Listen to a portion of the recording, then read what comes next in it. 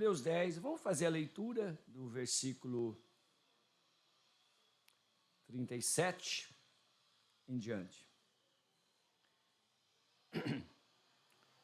Porque ainda um pouquinho de tempo, e o que há de vir virá, e não tardará. Mas o justo viverá pela fé. E se alguém se retirar, a minha alma não tem prazer nele. Nós, porém, não somos daqueles que se retiram para a perdição, mas daqueles que creem para a conservação da alma. Ora, a fé é o firme fundamento das coisas que se esperam e a prova das coisas que não se veem. Porque por ela os antigos alcançaram testemunho.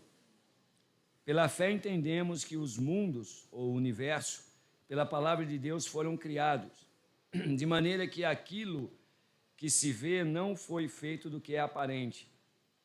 Pela fé Abel ofereceu a Deus maior, mais excelente sacrifício do que Caim, pelo qual alcançou o testemunho de que era justo, dando Deus testemunho dos seus dons, e por ela, depois de morto, ainda fala.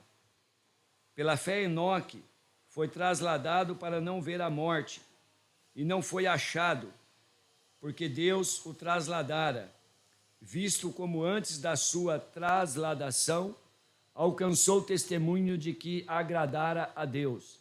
Ora, sem fé é impossível agradar-lhe, ou sem fé é impossível agradar a Deus, porque é necessário que aquele que se aproxima de Deus creia que ele existe e que é galardoador dos que o buscam.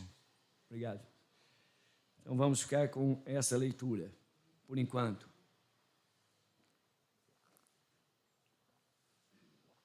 Então, desde ontem pela manhã, o nosso propósito, o tema dos nossos estudos é sermos agradáveis a Deus, um privilégio que nos foi concedido uma vez que fomos salvos. Então, nós já temos visto que, de fato, os que estão na carne não podem agradar a Deus, porque é necessário ter um novo nascimento, ser salvo de fato, e aí temos o Espírito habitando em nós, e é sem dúvida essa vida nova, é o Espírito que em nós habita, que nos dá essa nova condição, essa capacitação de vivermos de maneira a glorificar a Deus, a agradar a Deus.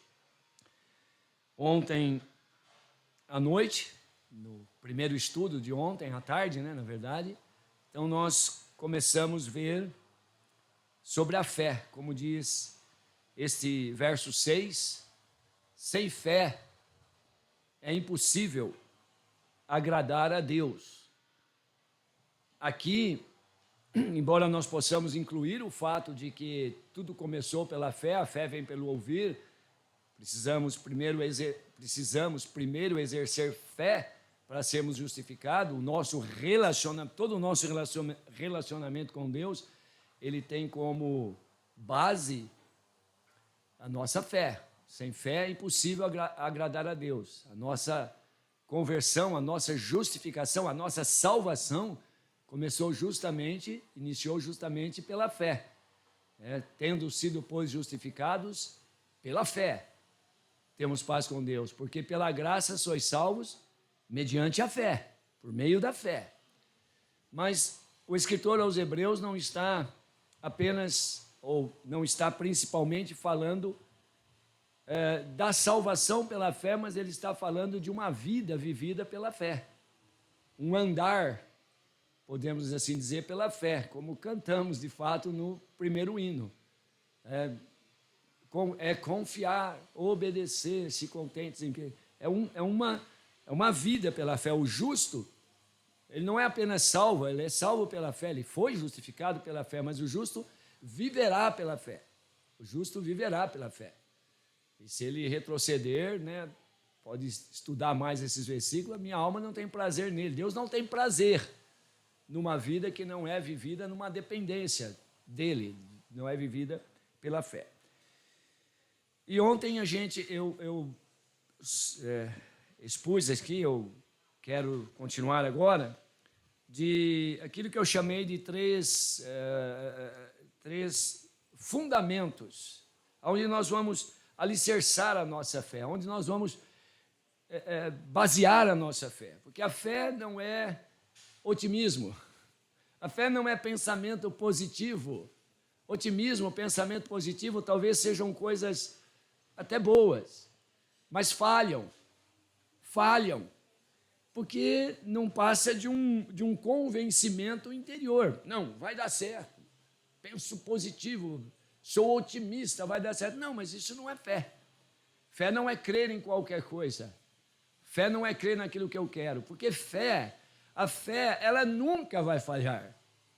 A fé nunca vai falhar. Nós podemos falhar com a nossa fé, mas fé, ela é alicerçada em Deus, na sua palavra, então não tem como falhar. Então eu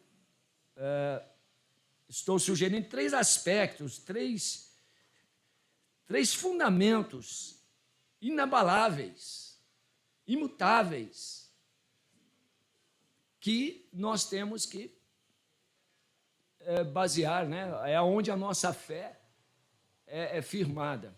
O primeiro, e os três estão ligados, vão ver que o primeiro nós já vimos ontem à noite, é a nossa confiança firme na palavra de Deus.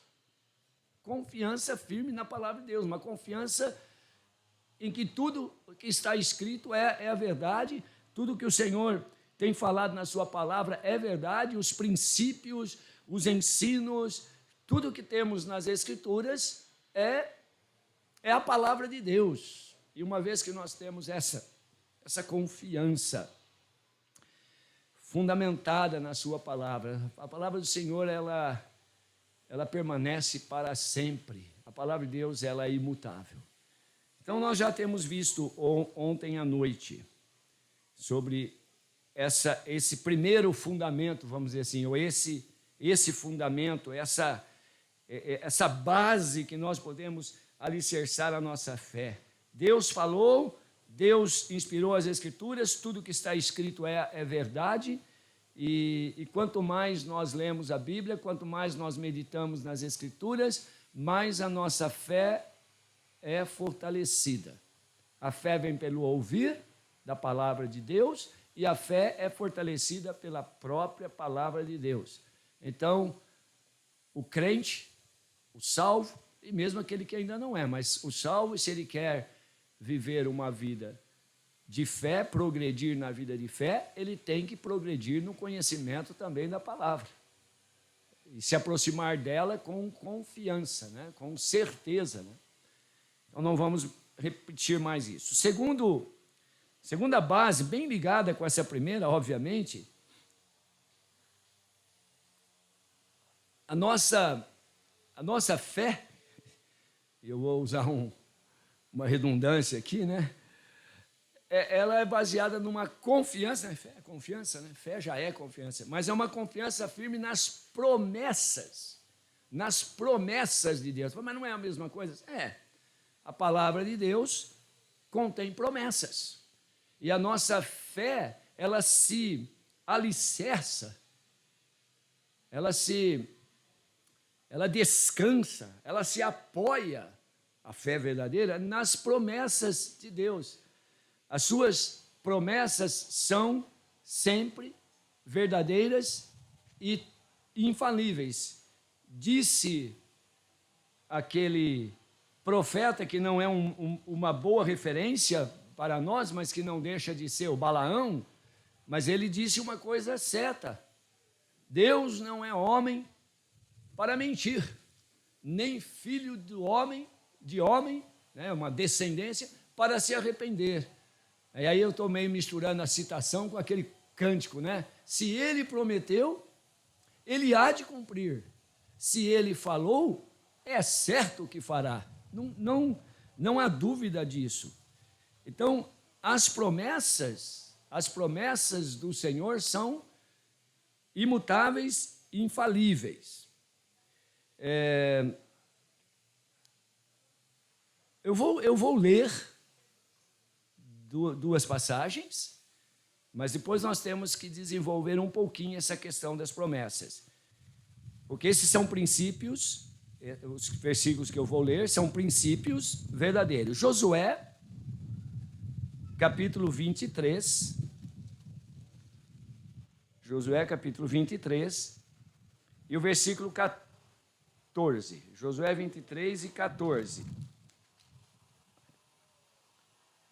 Josué falando já praticamente no fim da sua vida, ele diz: eis que vou hoje pelo caminho de toda a terra, e vós bem sabeis, com todo o vosso coração e com toda a vossa alma, que nem uma só palavra falhou de todas as boas coisas que falou de vós o Senhor vosso Deus. Todas vos sobrevieram, nenhuma delas falhou. Então Deus havia dado promessas àquele povo, desde os dias que tirou-os do Egito, no deserto, na entrada ali para Canaã, mesmo com todas as falhas do povo, mas o que Deus prometeu, ele cumpriu todas as promessas, e aqui Josué faz o povo lembrar disso. Vocês bem sabeis com todo o vosso coração e com toda a vossa alma. Irmãos, isso é uma verdade que um dia nós vamos contemplar de uma maneira ampla na presença de Deus. Nós vamos ver de todo o nosso coração, de toda a nossa alma, que Deus nunca falhou com as promessas que ele deu para nós. Eu já estou enfatizando esse fato. Deus não falhou com Israel, com as promessas que Deus fez para Israel. Israel falhou, mas Deus nunca falhou.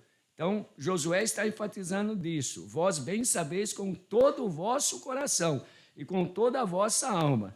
Mesmo que hoje nós temos dúvidas, um dia nós vamos ver claramente, nós vamos reconhecer de coração, do íntimo, que todas as palavras, que nenhuma só palavra falhou de todas as boas coisas que falou a vós o Senhor vosso Deus. Todas vos sobrevieram, nenhuma delas falhou.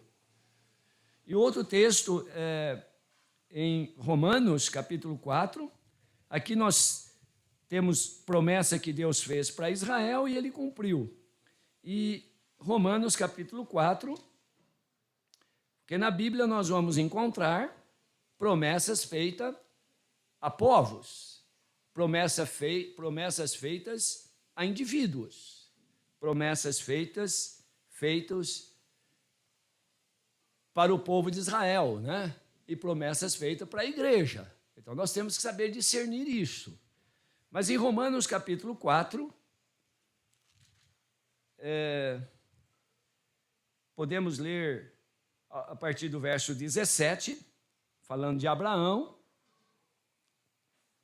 diz assim como está escrito: por pai de muitas nações se constituí, perante aquele no qual creu, a saber, Deus, o qual vivifica os mortos e chama as coisas que não são como se já fossem.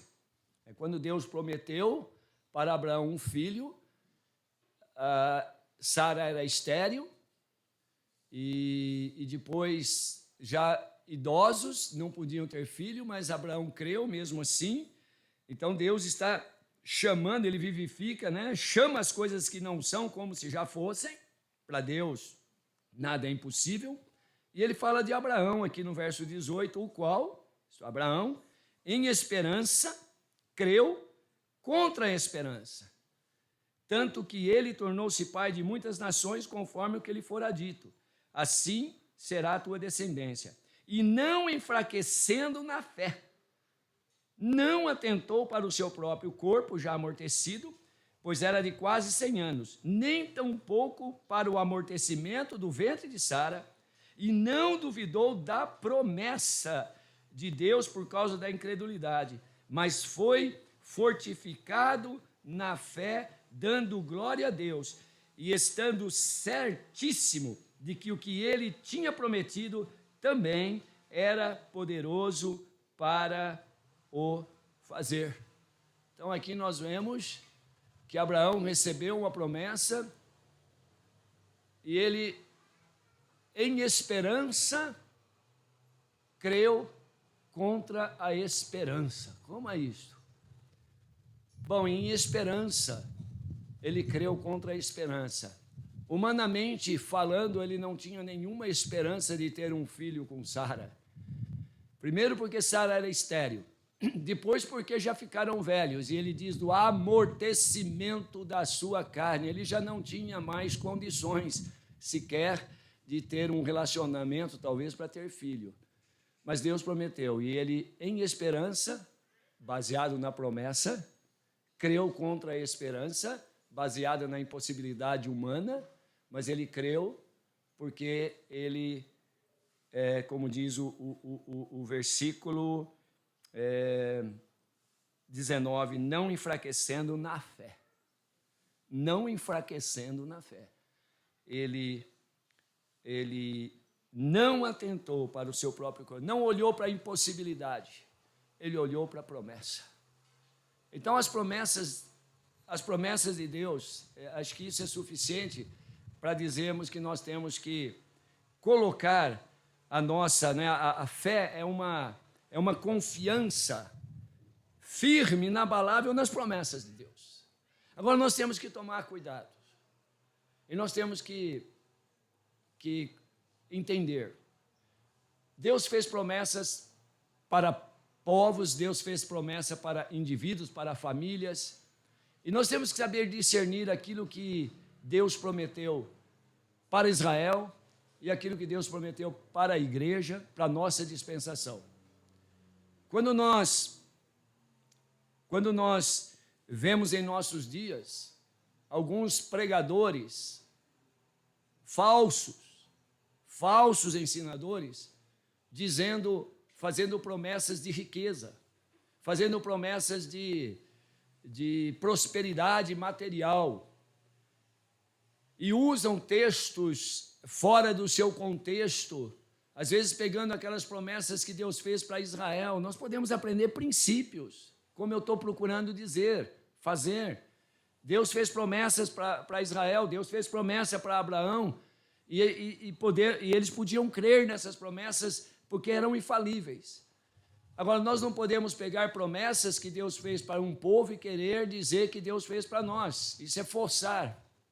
Mais uma vez, a importância de conhecer as Escrituras, de discernir as dispensações, de saber que determinadas promessas que Deus fez para o povo de Israel não são para a igreja. Então, nós não temos nenhuma promessa de riqueza, não temos nenhuma promessa da parte de Deus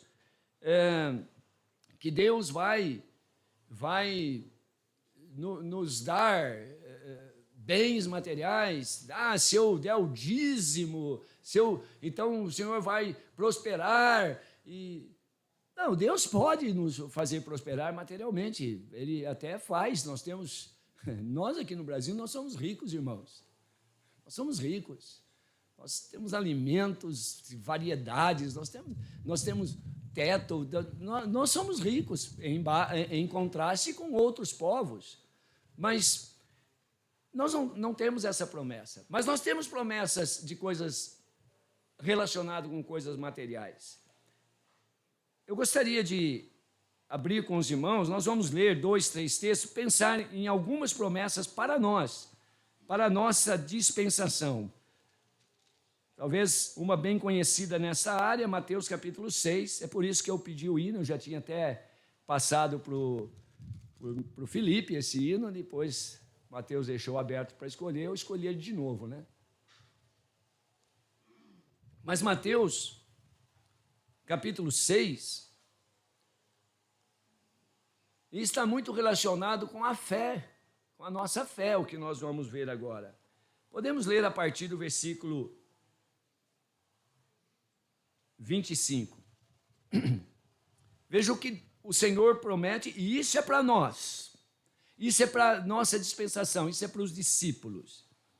Ele diz, por isso, o Senhor diz, por isso vos digo, não andeis ansiosos quanto à vossa vida, pelo que haveis de comer, ou pelo que haveis de beber, nem quanto ao vosso corpo pelo que haveis de vestir. Não é a vida mais do que o mantimento, e o corpo mais do que o vestuário? Olhai para as aves do céu, que não semeiam, nem cegam, nem ajuntam em celeiros, e vosso Pai Celestial as alimenta. Não tendes vós mais valor do que elas? E qual de vós poderá, com todos os seus cuidados, acrescentar um côvado da sua estatura? E quanto ao vestuário, por que andais ansiosos? Olhai para os lírios do campo, como eles crescem, não trabalham, nem fiam. Eu vos digo que nem mesmo Salomão, em toda a sua glória, se vestiu como qualquer deles. Pois, se Deus assim veste a erva do campo, que hoje existe, e amanhã é lançada no forno, não vos vestirá muito mais a vós, homens de pequena fé? É um chamado de atenção essa frase no fim do verso 30. Não vos vestirá muito mais a vós? A nossa fé é pequena, homens de pequena fé. Mas o que o Senhor está prometendo aqui? É uma promessa de que nós não precisamos andar ansiosos, preocupados quanto o que havemos de comer, o que havemos de beber, com que nos havemos de vestir. Ele dá a ilustração, ele veste, ele alimenta as aves, ele veste os lírios, coisas que perecem. Nós temos muito mais valor para ele do que tudo isto. E ele diz, não vos vestirá muito mais a vós, homens de pequena fé. E aí vem o verso 31. Não andeis, pois, inquietos, preocupados, ansiosos, dizendo, que comeremos? Ou que beberemos? Ou com que nos vestiremos? Porque todas estas coisas os gentios procuram. Então, ele está falando para discípulos, ele está falando para crentes. Todas essas coisas os gentios procuram. De certo, o vosso Pai Celestial bem sabe que necessitais de todas essas coisas. O Pai sabe que nós precisamos dessas coisas. Então ele diz, mas buscai primeiro o reino de Deus e a sua justiça, e todas estas coisas vos serão acrescentadas. Não vos inquieteis, pois pelo dia de amanhã, porque o dia de amanhã cuidará de si mesmo. Basta a cada dia o seu mal, o seu próprio mal. Então, o verso 32, de certo o vosso Pai Celestial bem sabe que necessitais de todas estas coisas. O Pai sabe. Então, temos uma promessa aqui, mas essa promessa tem um condicional. Tem uma cláusula condicional, verso 33.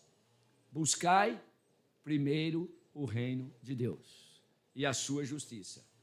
E todas estas coisas, não todas as coisas, todas estas coisas, estas necessidades das quais o Senhor está falando que muitas vezes pode nos preocupar, uma necessidade material e até mesmo às vezes física, mas aqui não temos promessa também de saúde. Mas nós podemos confiar em Deus até nisto, como vamos talvez colocar daqui a pouco. Mas essas coisas se referem às necessidades essenciais, básicas da nossa vida. O Pai sabe daquilo que nós precisamos. E se nós buscarmos em primeiro lugar o seu reino e a sua justiça, estas coisas nos serão acrescentadas. Não é o meu desespero em buscar essas coisas, não é a minha ansiedade, a minha inquietação em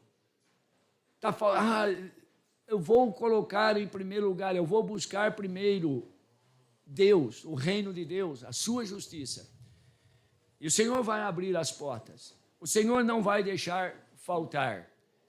E aí é uma questão de fé. É uma questão de fé. E nós somos homens e mulheres de pequena fé. e nós devemos exercer nessas coisas a nossa fé.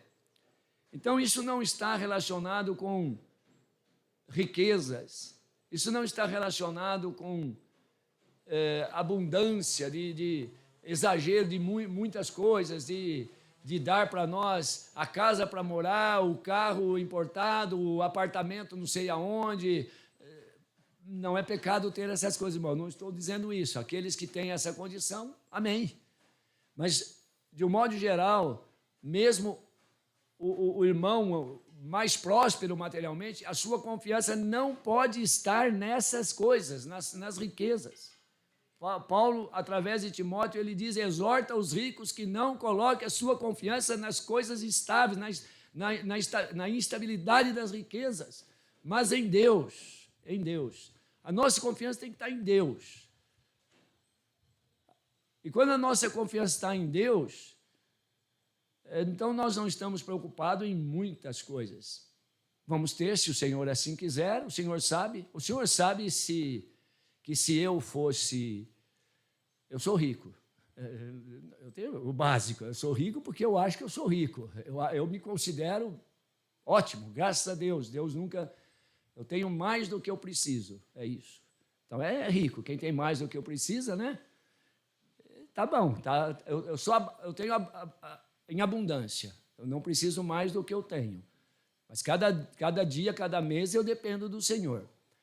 Mas o Senhor sabe que se eu fosse de fato rico, materialmente agora falando, o Senhor sabe o que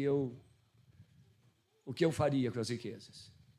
Então, eu acredito que o Senhor achou melhor e eu também achei melhor que o Senhor não me desse riquezas demais. Eu entendo. Tem outros que o Senhor deu mais riquezas e o Senhor diz: eu vou porque ele vai ser fiel naquilo que eu vou confiar a Ele. Então, tem irmãos aqui que nunca vai ser rico. Eu sou rico agora, realmente, né, de fato. Eu sou um deles. Eu sei que o Senhor me conhece. Eu acho que se o Senhor me desse riquezas, eu me voltaria muito para o materialismo. Então, não seria bom. Estão entendendo? Mas tem outros não. Abraão era um homem rico, morava em tenda. Entendas? Então é isso. Então eu dou graças a Deus por aqueles irmãos que o Senhor deu mais abundância, mas que eles sabem, eles não se perderam na vida espiritual, mas outros se perderam. Outros buscaram e o amor ao dinheiro é a raiz de toda espécie de mal. Então eu não vou ler, mas vocês conhecem o texto. Paulo diz, escrevendo a Timóteo, que tendo o que comer e o que se vestir, estejamos com isso contente, porque o amor ao dinheiro é a raiz de toda espécie de mal. O amor ao dinheiro. Eu falei que eu não ia ler, mas tem uma palavra ali. Não, eu vou ler em Hebreus. Eu não vou ler Timóteo, não, já citei, né?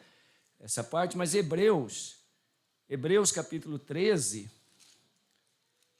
e falando das promessas, né?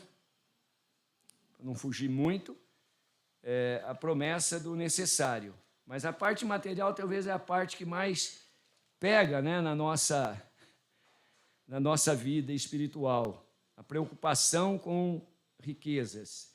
Então, Hebreus capítulo 13 diz assim o verso 4: venerado ou digno de honra seja entre todos o matrimônio e o leito sem mácula, porém aos fornicadores e aos adúlteros Deus os julgará. É o verso 5: sejam vossos costumes sem avareza, contentando-vos com o que tendes, porque ele disse: não te deixarei nem te desampararei.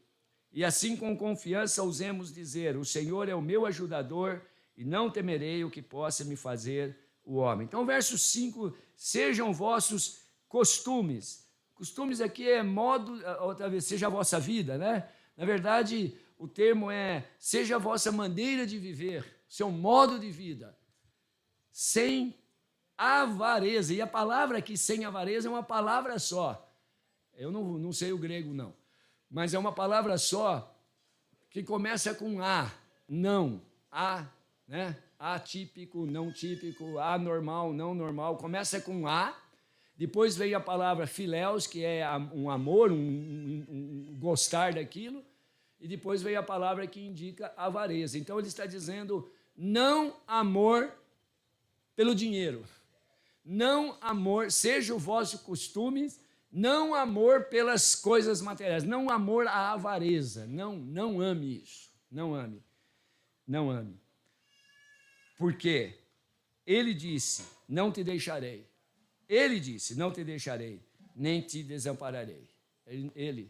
A nossa confiança não pode estar nas coisas materiais, mas no que ele disse, na promessa dele. E eu li o verso 4, que parece que não tem nada a ver com o assunto, mas eu acho que tem a ver, porque ele fala no versículo 4 de casamento, de matrimônio, e no versículo 5 de costumes de viver. E às vezes, quando nós começamos a nossa vida conjugal, né, casamos, às vezes a mulher, às vezes o marido, às vezes os dois estão mais preocupados em ganhar, juntar riquezas, do que viver uma vida com contentamento. Então é uma boa exortação para aqueles que são novos casados e para aqueles que pretendem se casar. Muito bom a vida conjugal, mas comece a sua vida conjugal, e aqueles que já são casados, procure viver uma vida contentando-se com coisas pequenas, coisas simples, e não ambicionando riquezas. Se o Senhor te abençoar também com bens materiais, abrir oportunidades, não quer dizer que você deve evitar isso, se isso não for atrapalhar a sua vida espiritual. Mas se for, lembra que você tem que procurar primeiro o reino de Deus e a sua justiça. E o básico necessário nunca vai te faltar, nunca vai faltar a nenhum que realmente colocar o reino de Deus em primeiro lugar. É uma promessa. E mesmo que você não creia, um dia você vai dizer, o Senhor nunca falhou de todas as promessas que Ele fez. O Senhor falou essas palavras para nós. Eu tenho que correr, né, porque eu quero terminar esse ponto aqui. Mas só mais mais 2 pequenos textos sobre promessas para nós. Promessas para nós. Filipenses, bem conhecido. Não estou falando nada que os irmãos não saibam, talvez apenas lembrando. Mas Filipenses capítulo 4, versículo 6. Não estejais inquietos por coisa alguma. Mas é a mesma coisa, irmão. Não é. É a mesma coisa, sim, inclui. Mas aqui ele diz, não estejais inquietos por coisa alguma. Não é só problemas materiais que nos perturbam. Tem outros problemas que nos perturbam, nos inquietam. Às vezes relacionado com coisas materiais, às vezes relacionado com saúde, às vezes relacionado com os filhos, às vezes relacionado com o esposo, com a esposa, enfim, nós temos problemas. Mas ele diz, não andeis inquietos, perturbados, ansiosos por coisa alguma. Antes, as vossas petições sejam em tudo conhecidos diante de Deus pela oração e súplica, com ação de graças. Então ele está dizendo, não fique inquieto por coisa alguma, não se perturbe por coisa alguma que possa te acontecer. As perturbações chegam, os problemas chegam, muitas vezes nós criamos alguma coisa, e aí nós temos que dizer para o Senhor humildemente, eu criei, né? Eu causei esse problema, né? Eu entrei nesse problema porque não me faltou sabedoria, me faltou buscar o Senhor, mas mesmo assim ainda nós podemos buscar o Senhor, Ele é misericordioso. Mas muitas vezes os problemas surgem alheios à nossa vontade, à nossa culpa, eles vêm, problemas vêm, nos assaltam, e parece que quando vem um, vem dois, vem três, vem um atrás do outro. Vem um atrás do outro, e nós começamos a ficar preocupados, ansiosos, desesperados. E a Bíblia diz, não estejais inquietos, aquela inquietação, aquela preocupação, não conseguimos pensar em outra coisa. Diz, não fiquem inquietos por coisa alguma. Por quê? O que o Senhor manda fazer? Bom, primeiramente ele diz, antes, quer dizer, ao contrário de inquietação, ao contrário dessa perturbação, dessa preocupação excessiva, que muitas vezes tem motivo, mas que não justifica, porque o que o Senhor diz para nós ou a palavra diz, antes vossas petições. O que é as petições? Espera aí, o que está me preocupando? É isso, então eu vou fazer disso petição. Petição, eu vou pedir. Petição é alguma coisa que eu vou pedir. Antes as vossas petições sejam em tudo conhecidas diante de Deus pela oração, e ele fala súplicas com ações de graça. Pela oração. O que é oração? Oração é formular frases, né? Eu sei que não é isso, oração é mais que isso, mas o que eu quero explicar é, eu tenho petições, Deus já sabe as minhas necessidades, mas Ele está mandando eu fazer uma coisa. Ele está dizendo, vai lá, fala para Deus, expõe para Deus, põe em oração, vai lá no seu quarto, ajoelha ali e fala para Deus o seu problema, fala para Deus o que está acontecendo. Conta a verdade para Deus. Mas é isso que Ele está mandando fazer. Sejam as vossas petições conhecidas diante de Deus pela oração, pela súplica, com ações de graças. Né? Ações de graças na hora que você está atribulado. Mas é tudo isso. E qual é? O que Deus vai resolver? Deus vai solucionar? Não. Verso 7. A promessa está aqui. E a paz de Deus, que excede todo o entendimento, guardará os vossos corações e as vossas mentes ou os vossos pensamentos em Cristo Jesus. Paz de Deus é o contrário de inquietação aqui, de perturbação, de tribulação, de ansiedade. Ao invés de eu ficar ansioso, aquele meu coração fervendo, preocupação, a minha mente, eu vou colocar diante de Deus, em oração as minhas petições, vou deixar com Deus. E Ele não está dizendo que as coisas vão ser resolvidas imediatamente. Poderá ser, logo, poderá demorar mais, poderemos passar por aquela tribulação. Como alguém disse, muitas vezes o Senhor acalma a tempestade, outras vezes Ele nos guarda no meio da tempestade. E é isso que tem, a paz de Deus, que excede todo o entendimento. Isso aqui não é normal. Isso não é humano. A paz de Deus, que excede todo o entendimento, guardará os vossos corações e mentes. Vão fazer uma barreira em volta, vão fazer uma guarnição. Estou pensando aqui, me vem à mente quando o profeta Eliseu, aquele exército veio para prender Eliseu. E o moço de Eliseu, não sei se era Geazi naqueles dias, mas o moço de Eliseu, ele vê aquele exército, meu senhor, tem um exército. E o Eliseu olha, abre os olhos desse moço, abre os olhos dele.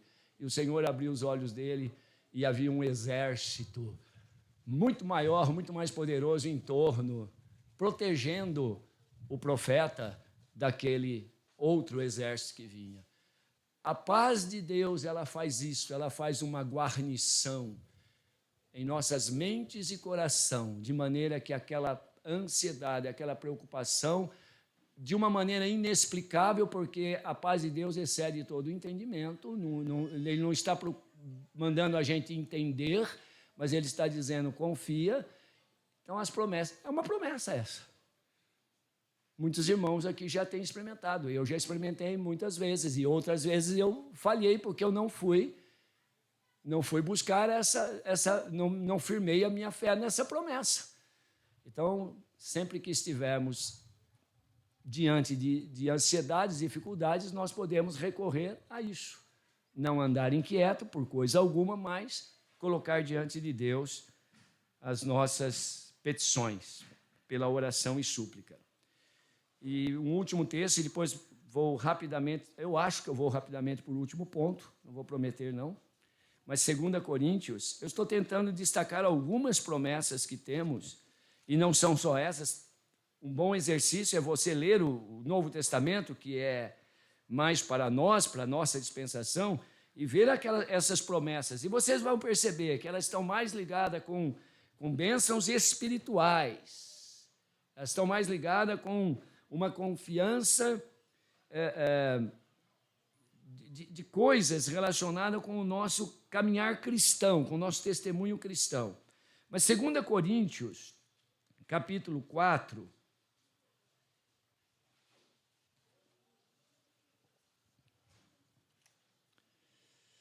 vamos ler a partir do versículo 14. sabendo que o que ressuscitou o Senhor Jesus nos ressuscitará também por Jesus e nos apresentará convosco. Porque tudo isto é por amor de vós, para que a graça, multiplicada por meio de muitos, faça abundar a ação de graças para a glória de Deus.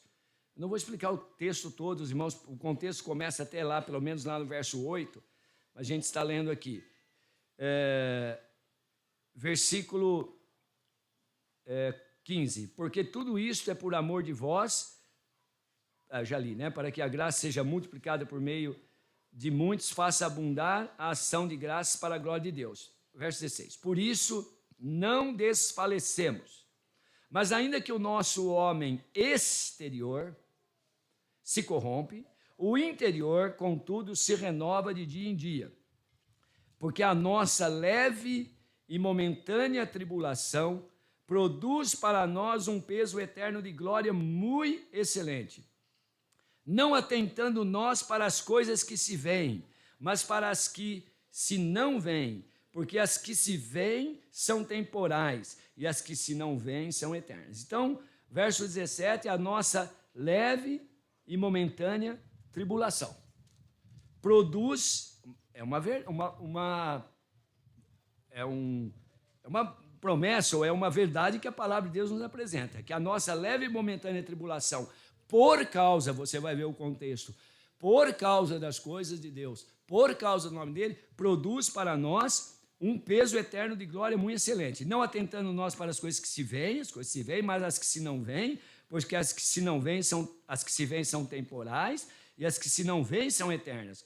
Continuando, porque sabemos que se a nossa casa terrestre desse tabernáculo se desfizer, temos de Deus um edifício, uma casa não feita por mãos, eternas nos céus. Então é uma coisa que nós sabemos, uma promessa, uma promessa que nós temos. E por isso também gememos, desejando ser revestidos da nossa habitação que é do céu, se todavia, estando vestidos, não formos achados nus. Porque também nós, os que estamos neste tabernáculo, gememos carregados, não porque queremos ser despidos, mas revestidos, para que o mortal seja absorvido pela vida. Ora, quem para isto mesmo nos preparou foi Deus, o qual nos deu também o penhor do Espírito. Por isso, estamos sempre de bom ânimo, sabendo que, enquanto estamos no corpo, vivemos ausentes no Senhor, porque andamos por fé e não por vista. Não sei se você percebe o que é de promessa aqui, o que é que o Senhor está nos falando aqui. Mas nós podemos passar e vamos passar por tribulações que são muito pesadas para nós, muitas vezes nós achamos muito difícil de carregar, porém, ele chama aqui que as nossas tribulações são leves e momentâneas, mas o que isso vai produzir é um peso eterno, é um peso e eterno. Uma coisa, as tribulações em comparação com o resultado que teremos, elas são leves e momentâneas. E a glória que havemos de ter, ela é de peso, ela é real, ela é de peso real e eterna. Por isso nós não andamos pelo que vemos, mas pelo que não vemos. E o andar da fé é isso. O andar da fé é andar pela fé e não pela vista. É a esperança contra é esperança, é uma confiança naquilo que Deus falou, contra ou não olhando para aquilo que está acontecendo necessariamente, mas com a certeza que o Senhor vai cumprir. Então, vamos para o último ponto. Eu acho que essa questão de confiarmos, a nossa confiança nas promessas de Deus, tem muito mais para falar. Quem sabe um dos irmãos pode depois desenvolver esse texto de 2 Coríntios, que é maravilhoso. Eu não vou fazer isso não, nem tenho tempo e nem preparei para isso. Eu só quis dar isso como um exemplo de uma verdade, de uma promessa eterna que nós temos. Mas, finalmente, e eu já deveria estar parando aqui, mas vou usar mais uns minutinhos só para concluir. Então, nós vimos que a nossa confiança deve ser na palavra de Deus, na verdade da palavra de Deus. Né? A palavra de Deus é verdade. A nossa confiança tem que ser nas promessas de Deus. Basear, alicerçar uma confiança firme nas promessas de Deus. Promessas que são para nós, é isso que eu quero destacar. E nós podemos nos apropriar dessas promessas e firmar nelas e andar segundo essas promessas. O justo viverá pela fé, ele confia na palavra, ele confia nas promessas. Mas, por fim, e mais excelente de tudo, talvez o pico, o ponto alto da nossa fé, é uma confiança firme no próprio Deus. Em que sentido eu quero falar? Eu quero ser breve aqui, eu quero tentar ser breve aqui. Uma confiança firme nos propósitos de Deus. Esse é o ponto mais elevado da fé. Quando eu confio em Deus, independente de qualquer coisa, independente de qualquer circunstância, eu posso não ter uma promessa de Deus, eu posso não ter uma palavra de Deus a respeito daquele assunto, eu posso não ter uma resposta favorável às minhas orações, talvez eu possa ser acometido de alguma enfermidade e eu oro e depois eu vou receber notícia de que eu vou morrer por causa daquela enfermidade. Não vou escapar dela. Ela vai, como falando de novo o profeta Eliseu, eu acho uma coisa interessante, estando o profeta Eliseu doente, enfermo com a enfermidade com que havia de morrer. Ele havia de morrer com aquela enfermidade. Ele estava enfermo, mas ele havia de morrer. E quantos irmãos e irmãs, e quantos de nós poderemos adquirir uma enfermidade e vamos saber, nós vamos morrer com essa enfermidade. Talvez não vamos morrer por causa da enfermidade, mas vamos morrer com esta enfermidade. Ela não vai mais ser curada. Eu vou ter que tomar remédio o resto da minha vida, não sei quanto vai ser esse resto. Eu vou ter, e talvez essa enfermidade vai me levar à morte.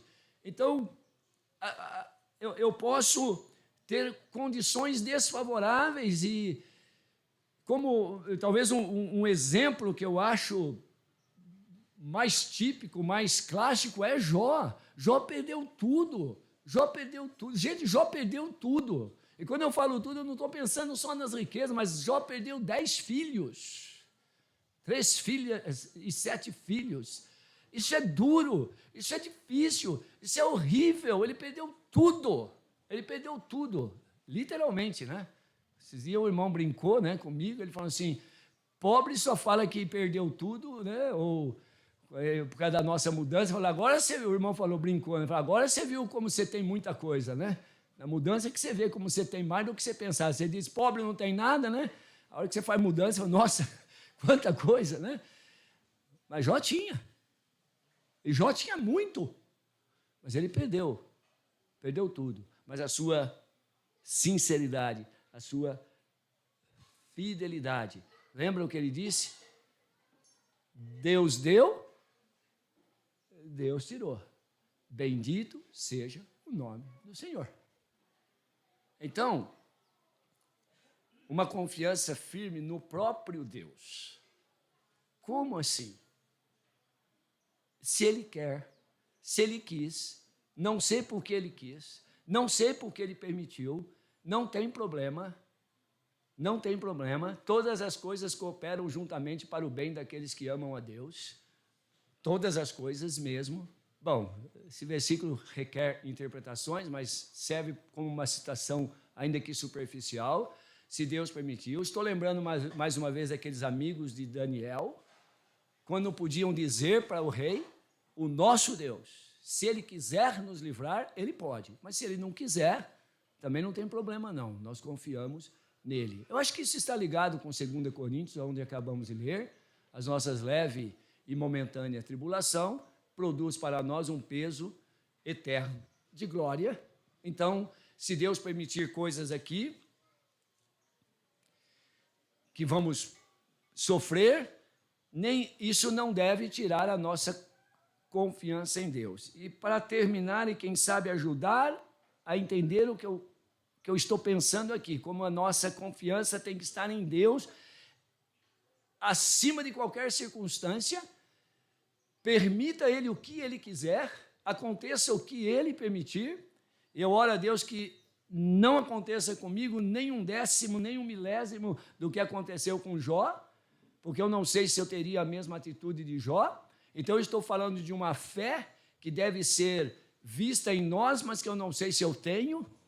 Mas a nossa confiança em Deus, ela tem que ser do seguinte sentido: Deus é que tem que ser glorificado. Deus é Deus, independente do que aconteça. Esteja o mundo caminhando, né? O Brasil está caminhando aí pelo jeito, não sei, não vou mexer com política aqui não, mas parece que estamos aí afundando. Eu estava pensando num sentido hoje de manhã: quem está no trono é Deus. Ele estabelece reinos, ele tira reinos. Se ele permitiu, tem problema. Deus está no controle de tudo, Deus é Deus. Deus sempre é Deus. Ele sempre é Deus, lógico. Mas eu quero dizer, Ele é Deus, o Senhor é Deus, o Senhor é Deus. E se o Senhor é Deus, Ele está no controle de todas as coisas. Então eu tenho que confiar em Deus, apesar do que possa parecer. E incredulidade é exatamente isso. E a ilustração, ou para terminar, é quando a serpente, lá no jardim do Éden, disse para a mulher: é assim que Deus disse, não comereis de toda a árvore do jardim? A mulher disse: da árvore do jardim comeremos, mas do fruto da árvore do conhecimento do bem e do mal, dela não comereis, porque no dia que comer, morrereis, nem toqueis, tal. Vocês conhecem o texto. Aí a serpente disse: certamente não morrerás. Percebe? Deus disse: certamente morrerás. A serpente disse: certamente não morrerás. O que ela pôs em dúvida? A palavra de Deus. A palavra de Deus. Agora, em seguida, a serpente disse: porque Deus sabe